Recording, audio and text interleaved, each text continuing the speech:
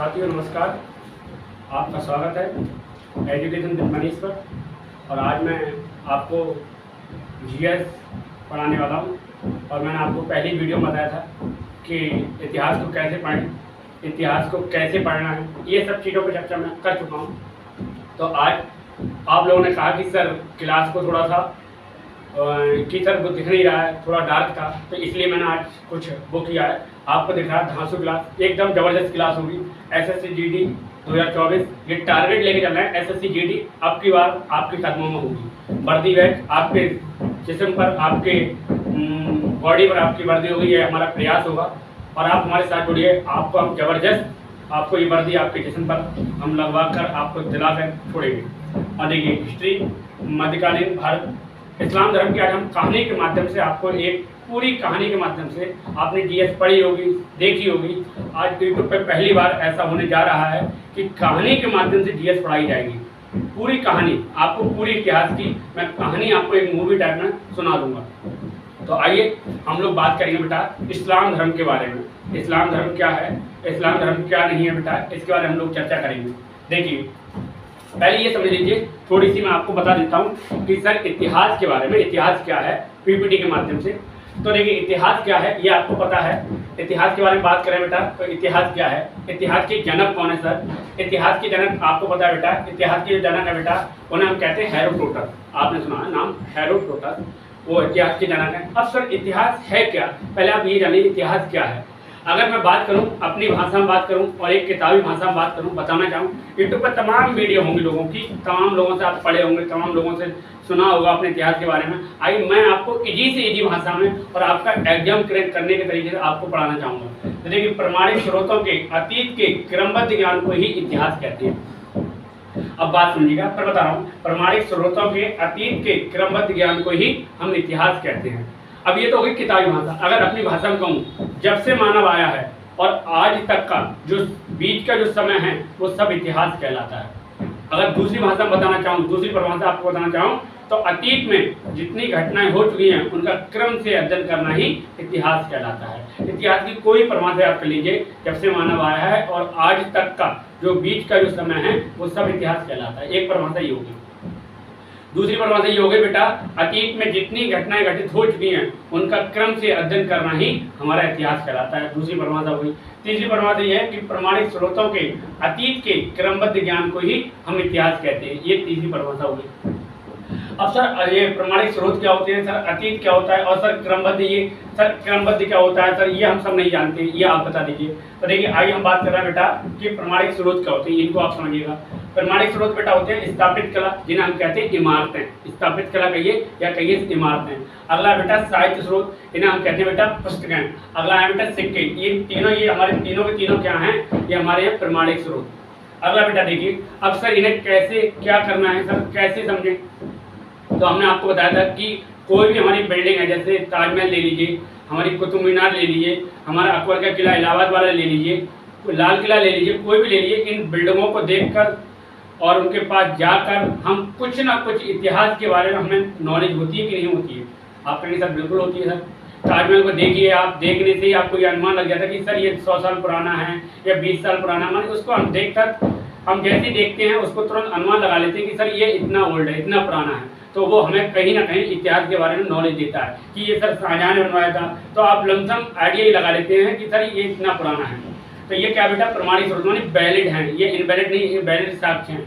अब अगला मैंने बताया कि साहित्य स्रोत क्या होती है, जैसे हम कहें पुस्तक है, जैसे हमारी कुरान हो गई, हमारी महाभारत हो गई, हमारे उपनिषद हो गए, हमारे पुराण हो गए, ये सब चीज़ें बेटा जो हैं इन्हें देखकर, सुनकर, समझकर हमें कुछ ना कुछ इतिहास के बारे में नॉलेज मिलती है। उन्हें हम क्या कहते हैं बेटा, उन्हें हम कहीं ना कहीं पुस्तकें जो हमारी हैं वो हमें इतिहास के बारे में नॉलेज देती हैं।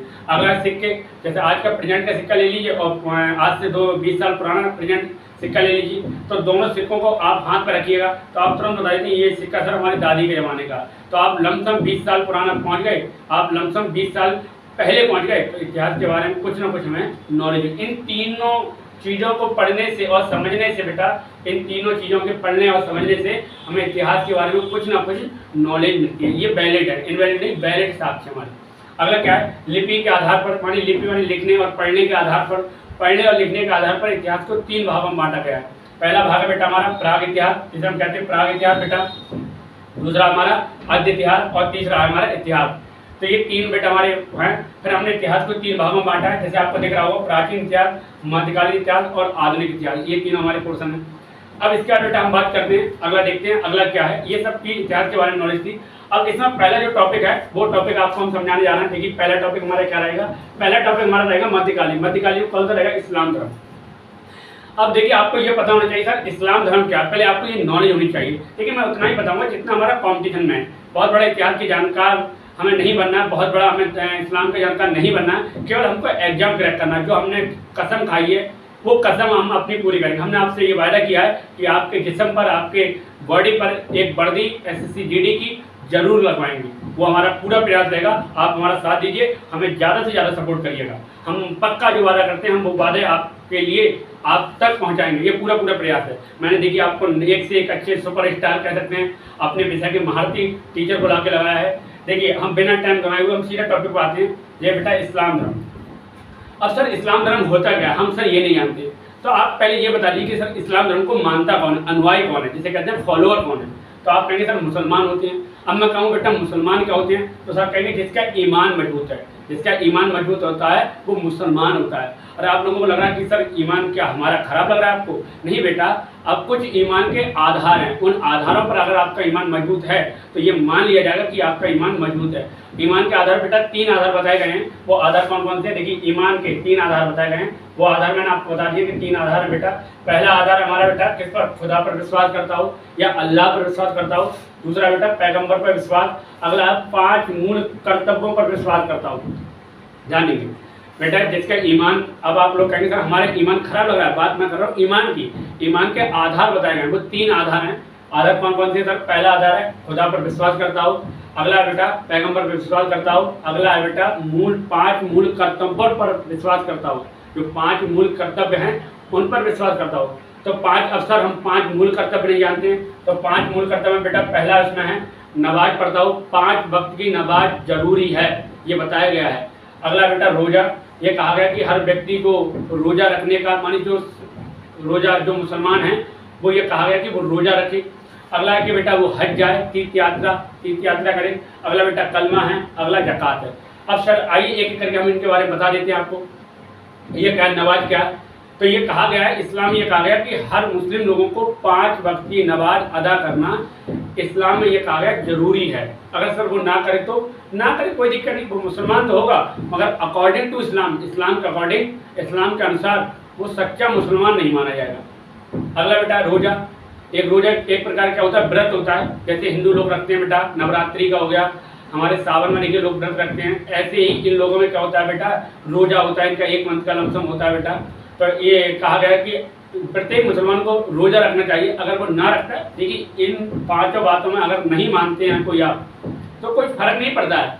इस्लाम के अनुसार ये 5 बातें मानना जरूरी हैं, तभी आप एक सच्चे मुसलमान कहलाएंगे इस्लाम के अनुसार। तो पहले आपको नमाज अदा करनी है, फिर रोजा करना है। हज क्या होता है, हज सर कहा गया है जहाँ पैगम्बर साहब ने जन्म लिया है और जहाँ पैगम्बर साहब मरे हैं। जो पैगम्बर साहब का जन्म हुआ है बेटा वो है बेटा मक्का, और जहाँ उनकी डेथ हुई थी, मृत्यु हुई थी, वो है मदीना। इसलिए दोनों जगहों को मिलाकर बोला जाता है मक्का मदीना। तो ये कहा गया कि जब से अगर मान लीजिए मुस्लिम बच्चा है और जब तक वो बूढ़ा नहीं हो जाए, मान लीजिए जब तक वो मर ना जाए, जब तक उसकी मृत्यु ना हो जाती है, तब तक एक बार अपनी लाइफ में जरूर उसे हज जाना पड़ेगा, ये कहा गया है इस्लाम में। अगला कलमा क्या है सर, कलमा क्या होता है, एक प्रकार का पढ़ना होता है, कलमा पढ़ा जाता है।